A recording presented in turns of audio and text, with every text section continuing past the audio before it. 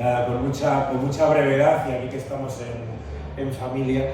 Nada, bueno, pues la idea de hacer esta modesta presentación surge a raíz de un conjunto de reuniones que empezamos a tener hace varios meses algunas personas de distintos entornos políticos, culturales y académicos, cuando nos dimos cuenta de que en 2025 se iba a cumplir el centenario del nacimiento del filósofo comunista y pionero del ecosocialismo en nuestro país, Manuel Sacristán.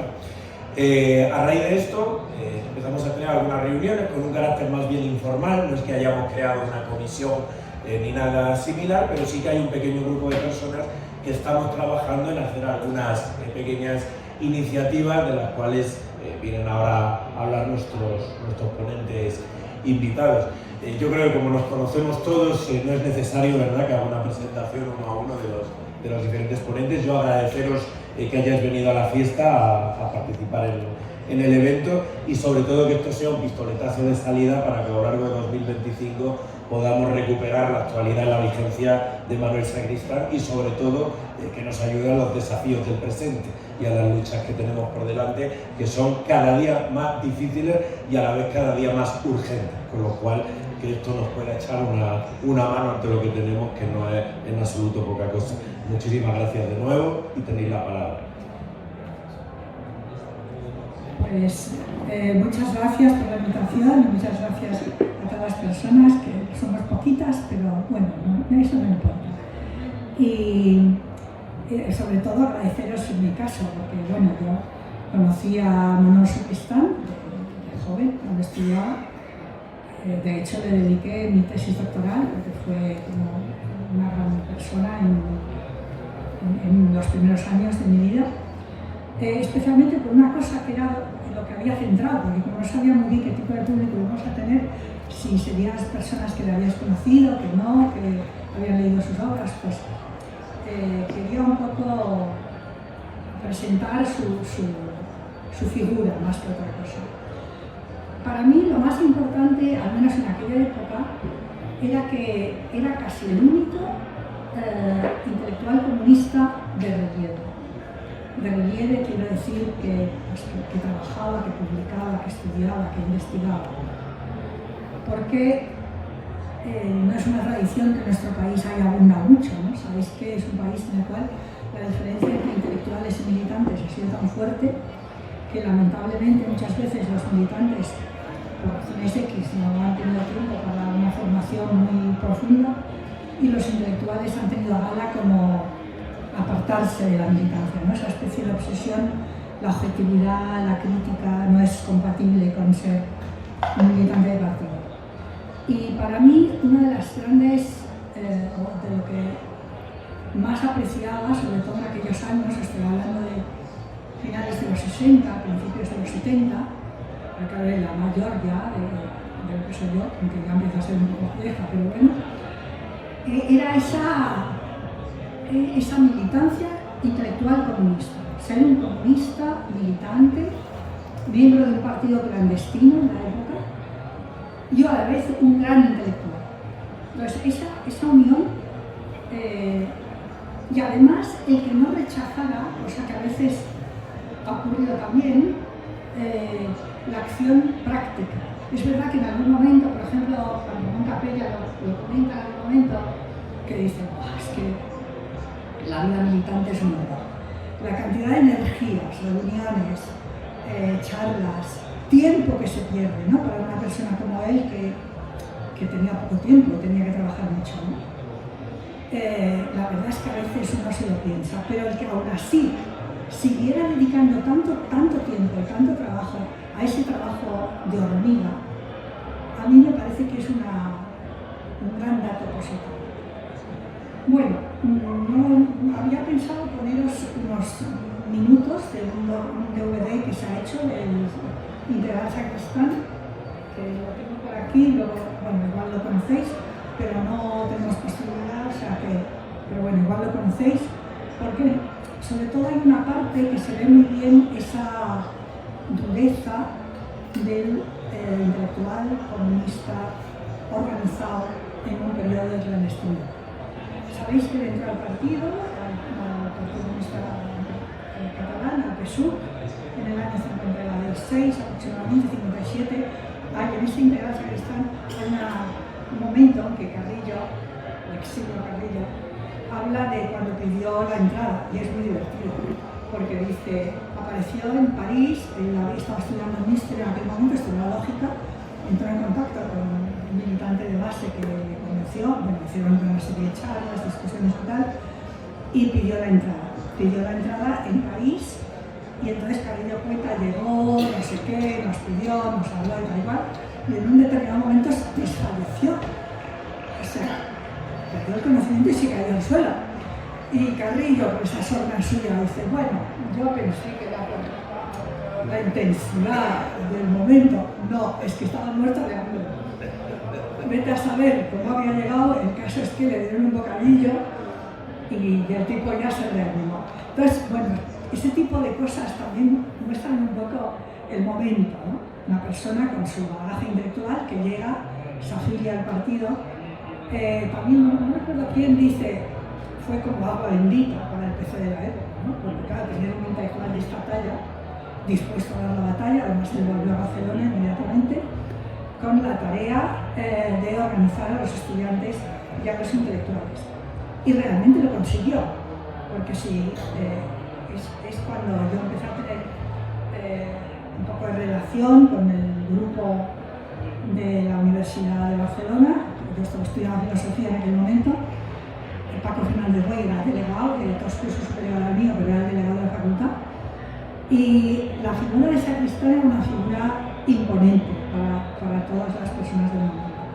Él ahí, quizá tomándose muy en serio, porque hay un momento también en esas entrevistas son muy interesantes, porque hay un momento en que, no sé si es López Raimundo, que dice, es que Sacristán se lo tomaba todo tan al pie de la letra, que la cosa de la reconciliación nacional, sabéis que es el cambio de estrategia del PC en aquel momento, se la tomó también al pie de la letra. Entonces decidió que a nivel de intelectuales y de estudiantes había como abrir el partido, ¿no? Abrir las luchas, y de manera que se lograra crear plataformas de estudiantes, aunque no fueran comunistas, ¿no? Yo en aquella época debo decir que no lo era, pero todo el proceso para convocar la asamblea constitutiva del sindicato de estudiantes, la famosa capuchinada del 66, en la que sí estuve, etcétera, etcétera, es muestra de esa manera de entender el trabajo, ¿no? Que había comunistas, evidentemente, había gente que no lo éramos, había gente de otros partidos, pero la idea de que el sindicato de estudiantes y los comités de las comisiones de intelectuales, también en comisiones obreras, aunque ahí su trabajo fue menor, tenían que ser espacios abiertos en los cuales, de alguna manera, esa diferencia entre los de un lado y los del otro de la guerra, que seguía presente, porque claro, unos éramos de familia republicana, otros eran de familia que había luchado con Franco, eso se percibía todavía en aquella época, pero que había como que dar un paso adelante y dejar eso un poco atrás. Y en ese sentido, a mí me parece que él fue un avanzado en ese momento. En un momento de gran represión. También sabéis que estuvo, bueno, no voy a entrar en todo su periodo falangista, que dura prácticamente hasta el 54, desde el 40 y tantos, 46 más o menos, hasta el 54. Eso también en Barcelona pesaba, porque a veces cuando te encontrabas con alguien que decía, ¡guau, Sacristán! O sea, a mí me hacía cantar el cara al sol, brazo en alto, y era como, bueno, tío, no sé, ¿no? Tiene un periodo falangista en el cual él no se avergüenza, sino que más de una vez ha hablado de él públicamente, pero justamente podríamos decir, esa honestidad de fondo, ¿no? De no echar paletadas encima de tu pasado, sino ser capaz de reconocer, bueno, tus posiciones y dar viajes en determinado momento. Bueno, me refería, la represión durante la clandestinidad fue muy fuerte, sabéis que fue detenido varias veces, no voy a entrar, en el 57, o en el 63, cuando el asesinato de Julián Grimau. En varias ocasiones se le prohibió dar clases en la universidad, la primera en el 65, la segunda en el 73, sus clases en la Facultad de Económicas eran increíbles, porque eran clases magistrales a donde iba todo un montón de gente que no estudiábamos económicas, pero que era un profesor increíble. Había perdido las oposiciones de lógica, sabes que se presentó en el año 62 a profesor de lógica. Claro, él había estudiado lógica formal. En España en aquella época se estudiaba lógica aristotélica. Nosotras en la carrera, todavía en el 60 y tantos, estudiábamos aquello de Aristóteles. Y el tipo contaba con mucha gracia que él se presentó a unas oposiciones de lógica formal. El tribunal, por supuesto, no tenía ni idea, hasta el punto que no había ni pizarra. Con lo cual, tuvo que hacer las demostraciones en un pizarrín así de pequeño, en el cual no cabía. Entonces tenía que ir borrando, y el tribunal le decía: perdone, señor opositor, pero no estamos siguiendo su demostración. Cosa evidente, porque, o sea, para que veáis un poco la diferencia abismal que había entre un profesor como Sacristán, que estaba al día, al menos en determinados campos, y los mamotretos que teníamos en muchos campos. Es verdad que no era el único, porque tuvimos profesores buenos, ¿no? Llegó, por ejemplo, bueno, no me voy a extender, pero la represión, tanto la policíaca como la académica, yo creo que fue muy importante, impidiéndole un magisterio que habría sido increíble. O sea, se habría convertido en un profesor, no sé, magnífico, en un intelectual maravilloso, y sin embargo esa represión, bueno, le redujo a no poder brillar en el ámbito universitario. ¿Cómo se ganaba la vida? Sacristán se ganaba la vida traduciendo, hay infinitas traducciones, y ahí yo creo que es muy importante su labor como traductor.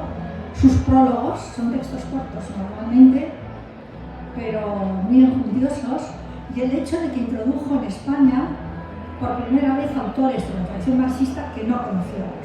Gramsci, Lukács, por citar algunos, pero también Ayer, también autores no de la propia tradición, pero que son importantes, Russell, Schumpeter, por ejemplo, su traducción del texto de análisis económico, etcétera, etcétera.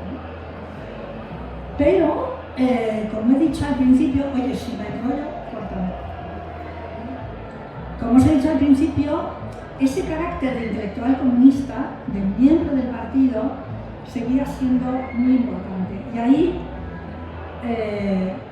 quería incidir un poco en su rompimiento con el partido, cosa que ocurre a finales de los 60, prácticamente en el 68, yo creo, 68 y 69, después de los acontecimientos de Checoslovaquia, es cuando él llega a la conclusión de que aquello no tiene remedio. Imaginaros cuántos años hace esto, ¿no?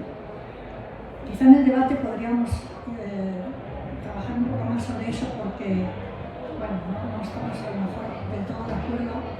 Yo sigo pensando que, así como para muchas de nosotras el momento de ruptura fue el 68, la gran explosión del 68, pero no tanto el tema de Praga, porque, a ver, no voy a ser cruel, pero estaba un poco descontado que la Unión Soviética aquello no lo iba a permitir, ¿no? Para él, yo creo que fue un poco al revés. No fue tan importante la explosión del 68 y lo que las nuevas generaciones podíamos más o menos soñar, sino el final de una tradición con la cual él se sentía vinculado. Recordar que tiene varios textos a favor de la Carta del 77, de Dubček, etc. Tiene un texto sobre lo que podía significar un comunismo en libertad en Checoslovaquia. Consideraba que Checoslovaquia había tenido un régimen democrático antes de lo que fue el estalinismo checo, y que por tanto esa tradición podía volver. Y el hecho de que los soviéticos lo yugularan de aquella manera, y que por parte del PC no hubiera una actitud suficientemente fuerte, aunque es verdad que hay un pequeño artículo de Carrillo intentando, bueno, navegar entre varias aguas, yo creo que para él fue muy definitivo. O sea, la idea de esa tradición está muy al final. ¿Y qué pasa con el PC español?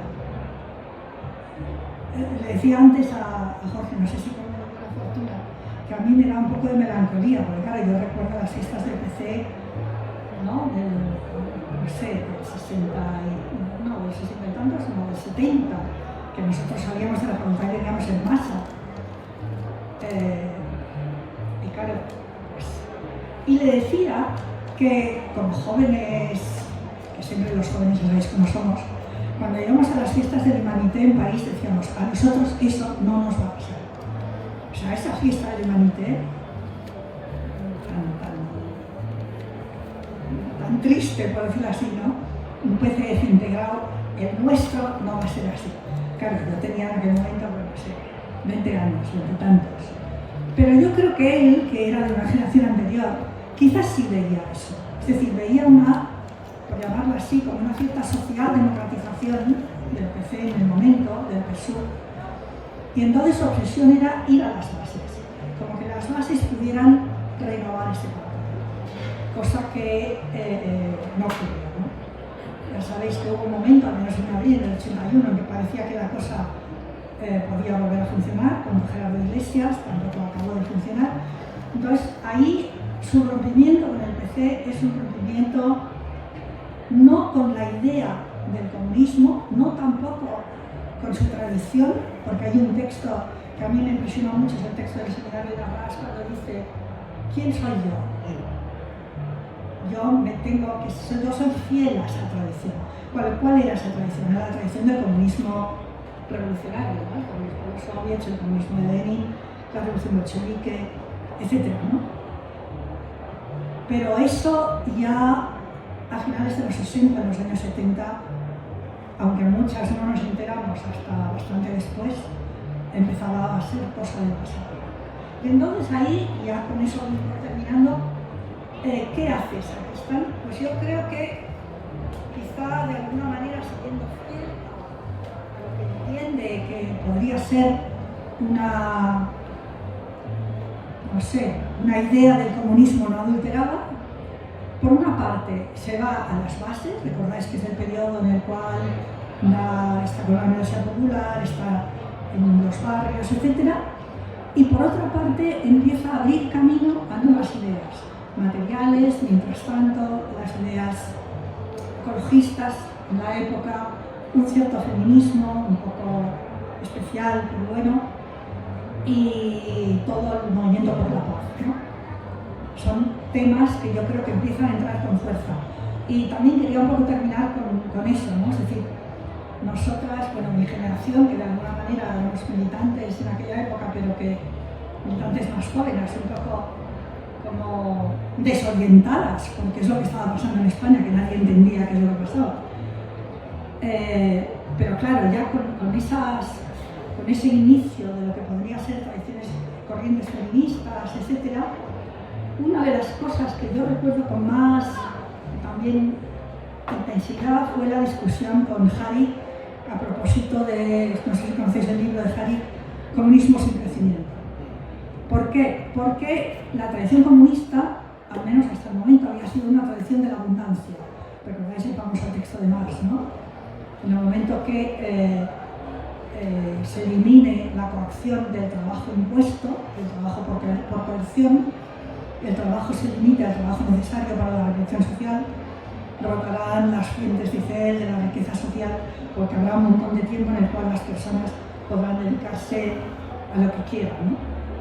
Al arte, a la cultura, no sé, a cultivar el jardín o a lo que les dé la gana.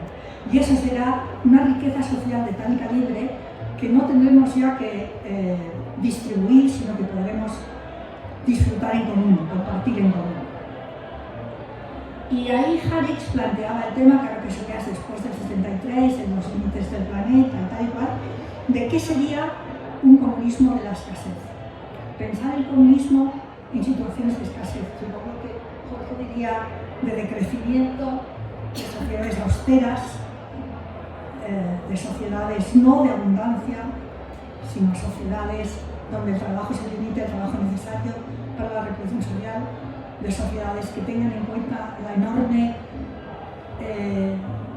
depredación del trabajo que se produce en el capitalismo. O sea, ahí hay un giro en su pensamiento que fue, yo creo, fundamental quizá para eso que luego se llama del ecosocialismo y que, bueno, no sé si logró imponer con mucha fuerza, pero ojalá sí. Bueno, con eso lo dejo, le paso la palabra a Jorge, que hablará más de esto.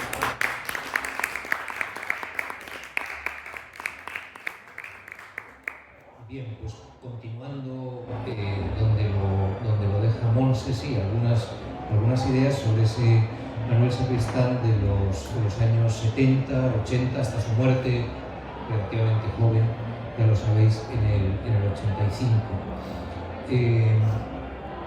En efecto, bueno, él está repensando, rehaciendo, reorientando después de ese choque enorme, ¿no?, que es la represión de la primavera de Praga, ¿no?, en esos años 69-70, que son muy duros para él, donde se pone a preparar la antología de Gramsci que publica Siglo XXI, que tuvo un papel pues tan importante en la recepción más amplia de Gramsci en España y en parte en América Latina en ese momento.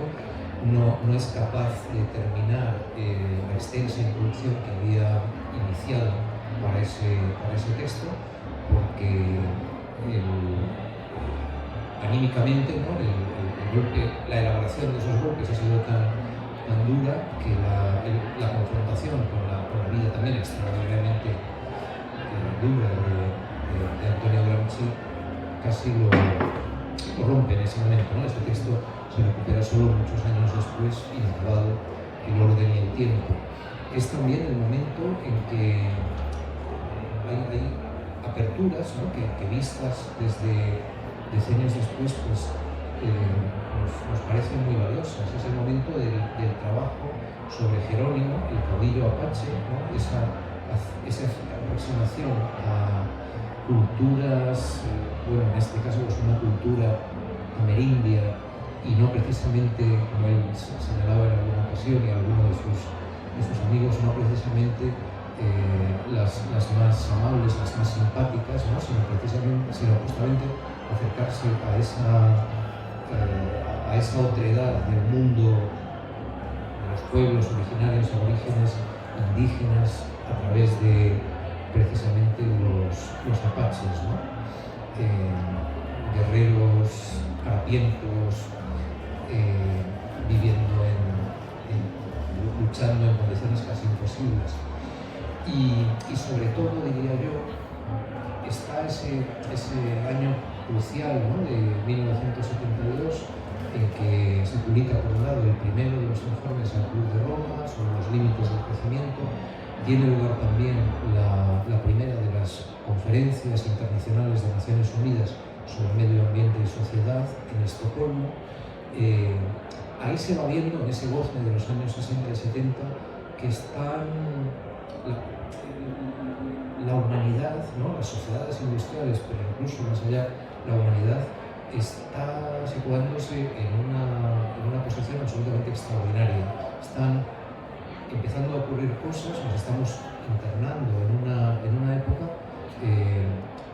que en algunos rasgos importantes es del todo diferente de todo lo que se ha conocido antes, ¿no? Esa conciencia de cierta excepcionalidad histórica no la captan, yo creo, demasiados intelectuales, ¿no?, de ese tipo además de singular, ¿no?, de intelectual militante que acaba de evocar Montse. En Europa pues son unos pocos, ¿no?, en Francia, en Alemania, en Suecia, en Gran Bretaña, pero son muy pocos y están en posiciones más bien marginales con respecto a las organizaciones obreras y los partidos de izquierda de ese momento. Y Sacristán es uno de ellos, ¿no? Yo creo que podemos considerarlo nuestro primer ecosocialista, aunque en ese momento todavía no se emplee ese término. Se va a convertir en un pensador ecomarxista. Está ese diálogo, sobre todo con el ámbito de lengua alemana, ¿no?, con Harich, ¿no?, a quien evocaba también ahora Montse, con su omnismo sin crecimiento, que se ha reeditado, por cierto, en castellano hace poquito, pero también está Rudolf Barrow, también está Robert Havemann, ¿no? Y él está también atento a lo que está pasando pues en Francia, por ejemplo, pero siempre tiene más distancia con respecto al mundo intelectual francés, al que apreciaba menos. Sacristán fue, nos decía Paco Fernández Güell, en la que fue una de sus últimas intervenciones públicas, que es una conferencia en el Ateneo de Madrid en 2011, fue sobre todo un comunista, marxista, constantemente atento a las novedades del mundo en que vivió, decía Paco entonces, ¿no? Un auscultador de los latidos del presente. Yo creo que entre esas novedades de los años 60, 70, la de mayor trascendencia histórica es la crisis ecológica global. Y quienes hemos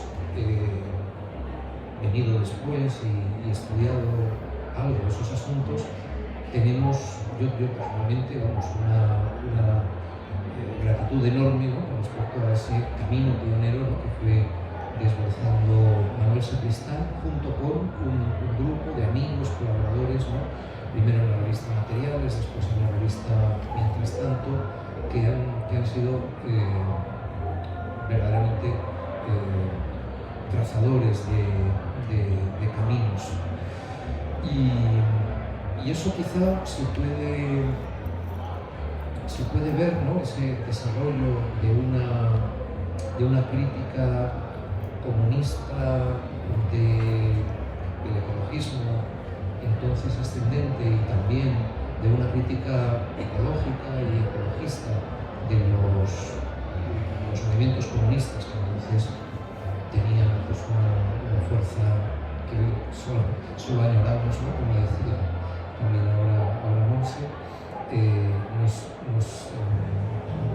Bueno, tenemos ahí pues un legado de un valor enorme, y quizás se puede ver bien con uno de los textos más interesantes para esto, uno de los textos básicos de ese repensar las cosas de Sacristán a finales de los 70, en este caso, bueno, a lo largo de todos los años 70, que es la comunicación de las jornadas de ecología y política de Murcia de 1979, que se publican en el número 1 de Mientras Tanto. Es el primer texto de la revista, después de un par de notas de redacción, ¿no?, de una carta de la redacción, unas notas editoriales. Y lo que voy a hacer, y ya con eso paso después la palabra a Óscar Carpintero, también está con nosotros, habíamos venido desde Valladolid, le ha costado llegar arriba, no es fácil, pero desde el transporte público venimos, claro, pero desde Valladolid todavía es un poco más difícil, y encima perdió la tarjeta de transporte en Chamartín o algo así, o sea que ha tenido su complicación. Entonces voy a recordar solo algunas ideas básicas, ¿no?, que nos servirán pues para tratar la clase de reflexión, reorientación que estaba proponiendo Sacristán en esos años 70. ¿no? Las líneas casi iniciales de este texto dicen: la principal conversión, y emplea el término conversión, que los condicionamientos ecológicos proponen al pensamiento revolucionario consiste en abandonar la espera del juicio final, el utopismo, la escatología, deshacerse de milenarismo, no seguir teniendo esa concepción quiliástica, milenarista de la revolución como un acontecimiento que va a introducir la plenitud de los tiempos, un fin de la historia, ¿no?, en la cual los conflictos de clase señaladamente, pero también otros conflictos que han venido ocupando y haciendo sufrir a la humanidad desde que tenemos memoria, eso va a llegar a un fin, y la nueva sociedad revolucionaria, posrevolucionaria, acabará con todas esas tensiones y conflictos. Hay que olvidarse de eso, ¿no?, dice Sacristán. En el marxismo, la utopía escatológica se basa en la comprensión de la dialéctica real como proceso en el que se terminan todas las tensiones o contradicciones. Pero, dice, lo que hemos aprendido sobre el planeta Tierra, lo que a esa altura la ecología, sobre todo, y lo que más adelante hemos llamado ciencias de la Tierra, ya estaba demostrando, lo que hemos aprendido sobre el planeta Tierra confirma la necesidad de evitar esa visión quiliástica de un futuro paraíso armonioso. Habrá siempre contradicciones entre las potencialidades de la especie humana y su condicionamiento natural. La dialéctica es abierta. Olvidemos esa visión de un paraíso comunista. Desarrolla una reflexión muy valiosa sobre necesidades y la no existencia, decía él, de necesidades radicales solo en un sentido trivial. Porque la especie, decía, ha desarrollado en su evolución, para bien y para mal, una plasticidad difícilmente agotable de sus potencialidades y sus necesidades. Hemos de reconocer que nuestras capacidades y necesidades naturales son susceptibles de expansionarse hasta la autodestrucción. La humanidad vive ante un horizonte de posible autodestrucción.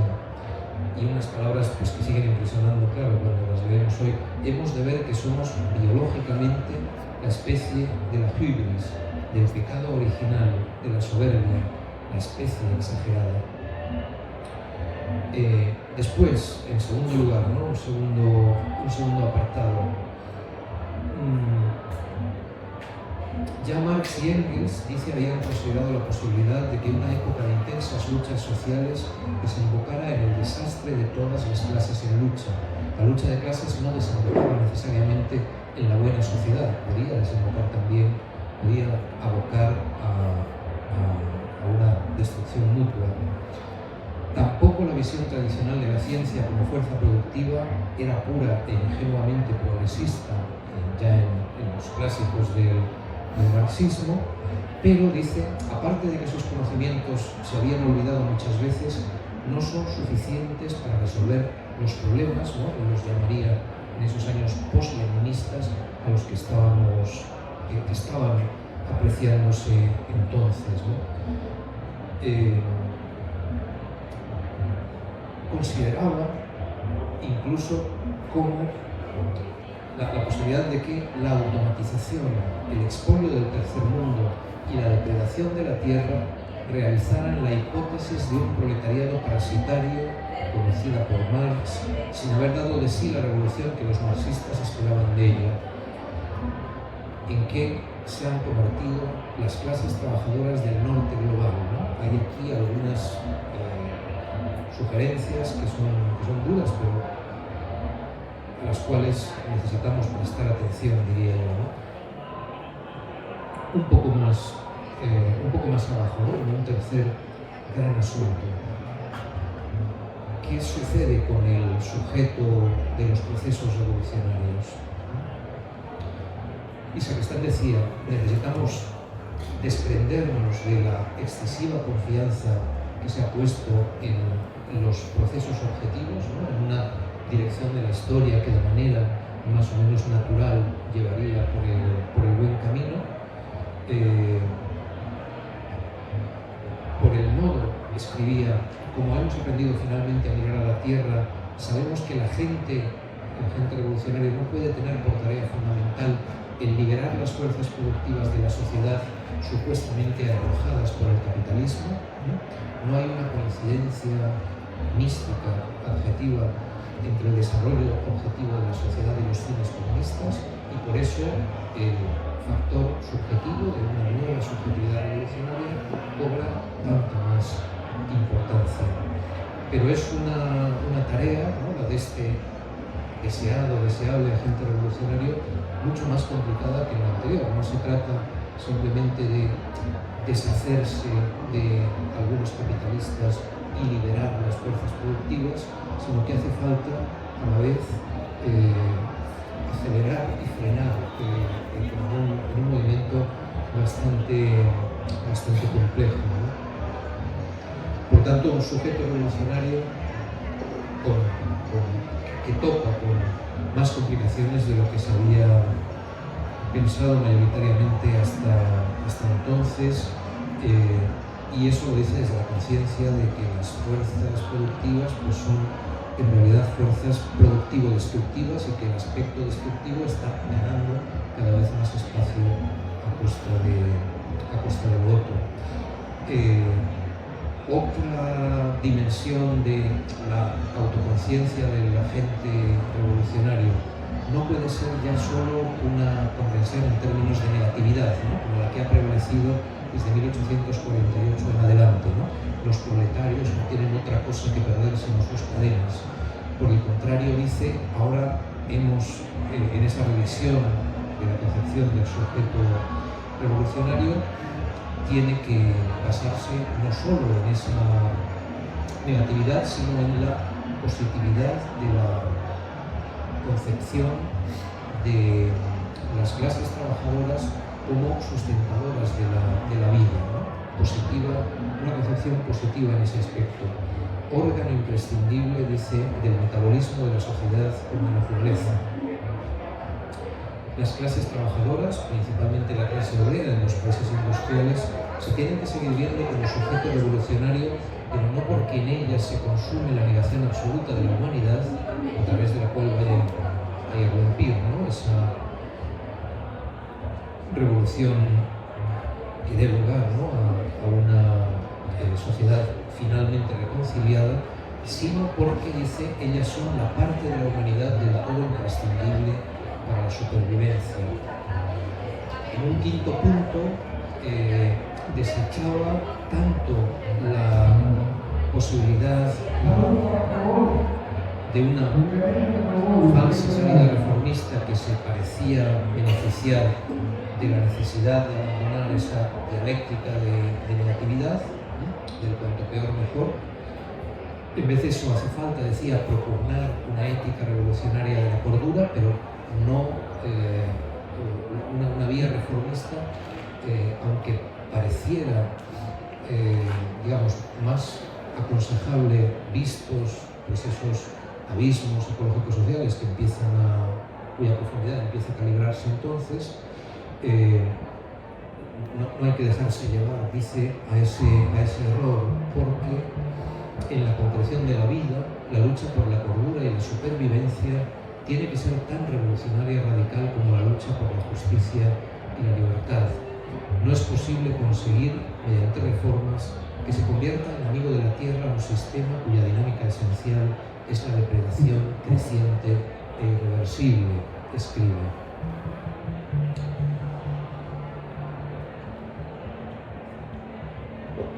Y luego, y ya con esto termino, ¿no?, en los últimos párrafos de este texto esencial, denso, son apenas 3-4 páginas y contiene, sin embargo, tantísimas indicaciones y orientaciones valiosas, termina diciendo: se trataría de simultanear dos tipos de práctica revolucionaria cuya naturaleza de comunismo científico estribará no en la posesión de un modelo deductivo de sociedad emancipada, sino en la práctica sistemática de la investigación por ensayo y error guiada por la finalidad comunista. Dos prácticas revolucionarias, complementarias y no reformistas, referidas respectivamente al poder político estatal y a la vida cotidiana. Y entonces ahí desarrolla, por un lado, la necesidad de no perder de vista la importancia de ese momento del poder fuerte, del poder estatal, y por otro lado, de experimentar y vivir una nueva cotidianidad, ¿no?, sin permitir, escribe, la revolución de la vida cotidiana a después de la revolución. Como las dos direcciones a la vez. Bueno, con esto ya hemos evocado la comunicación del 79 y Óscar va a contarnos algunas cosas más.